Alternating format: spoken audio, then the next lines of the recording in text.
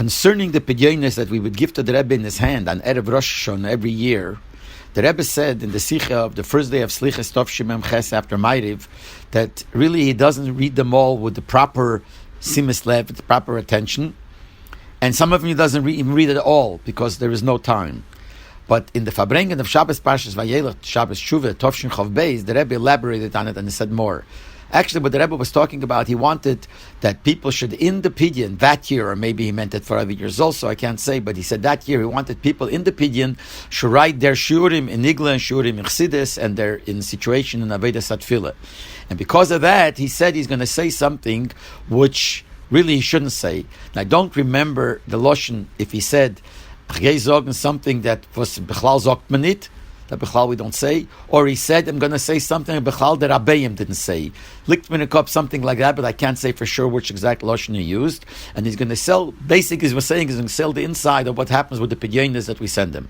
And he said that the pidyonis that we give to him, he reads them on the table of which the Frierdiker Rebbe davened and learned and said Chassidus, which means the table in his room, because we know that table stood there in the beginning when the Frierdiker Rebbe moved in 770. There was a time that the Rebbe would say, the Frierdiker Rebbe would say Chassidus over that table. And he used that table, davened there, learned there. That was the table the Rebbe meant. So that's where the Rebbe reads the Pidyonis, which, by the way, when Shazar was the president of Eretz Yisrael then, came to the Rebbe, and the Israeli government didn't want him to come to the Rebbe, they wanted the Rebbe to come to him, and there was a whole shakla v'tarya. So finally, when he came to the Rebbe, and the Rebbe took him into his room, the Rebbe said to him, here in this room you have a table where the Shver said Chassidus, and thousands of tefillas of Yidden, especially Russische Yidden, go through this table. And this is something that I couldn't bring you if I'd go to you, and you had to come here for this. So the Rebbe referred to that same table, that's the Rebbe's desk, that it's a place where the Frierdiker Rebbe davened and learned and said Chassidus. So the Rebbe says he reads the Pidyonis on that table, and he said he reads it on Yom Kippur, some, and some he reads on Hashana Rabbah. And he doesn't even get to read them all because there's not enough time. And Bechlal, we were thinking when the Rebbe said it, how much time does the Rebbe have on Yom Kippur, extra time that he could read the Pidyonis, and the same thing on Hashana Rabbah. But the Rebbe said he reads it then, and doesn't even read them all, but they all are nimshach after those that he reads. They're nigrer after those, the amount that he reads, the rest of them get nimshach, and all the hamshachas come through there. Now, I don't remember if the Rebbe said that he also takes them to the Eil to read. Some said to me that yes, the Rebbe said clearly that he takes it to the Eil. I don't remember that.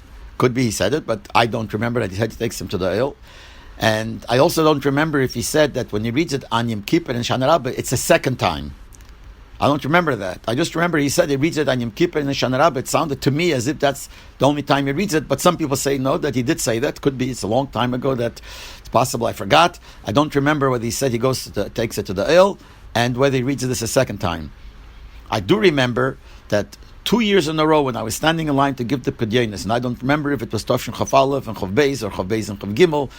These are the 2 years I remember, that while we were standing in line, they came out of Maskirus and they made an announcement that all those who are going to the Eil write a separate Pidyon by the Eil, because these Pidyonis that we give to the Rebbe are not in order to take to the Eil. In other words, we're not giving it to the Rebbe, he should be a shliach to take the Pidyonis to the Eil. We are giving it to the Rebbe himself.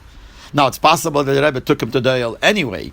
Like the Rebbe maybe took all the letters that were written to him, he took to the Eil.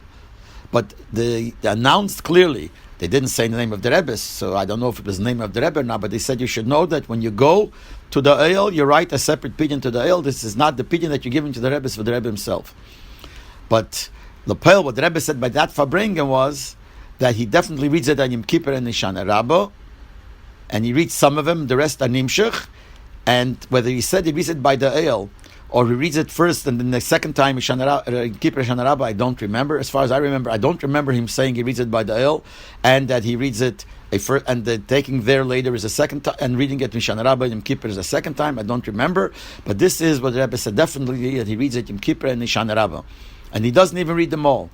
And the emes is that for us it makes no difference. We give it to the Rebbe, whatever the Rebbe feels he has to do with it, that's what we want. And if he feels he doesn't have to read it, he doesn't have to read it. We give it to the Rebbe, and the Rebbe already is mispalel and gives us all the brachas, and is definitely mamshich that we should all have a ksiva and the gmar chsima teva.